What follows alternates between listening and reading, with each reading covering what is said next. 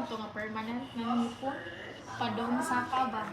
Muna sakitan siguro siya. Hubang yung bangs. Murag nagngipon ba? Hindi pa sa ngipon. Napanggal ang ngipon. Kusaya nito sa ngipon. Oo. Permanent. Murag nagngipon ba? Murag bata na nagngipon. Hindi nga na rin. Gawas sa ngipon. Tapos sa adong, no? Oh, yeah. After rin. Hindi ka nag-iwas. Sige lang, relax na. Hindi na siya yung talent ko nga. Hindi ta kabalo. Very good. Dana?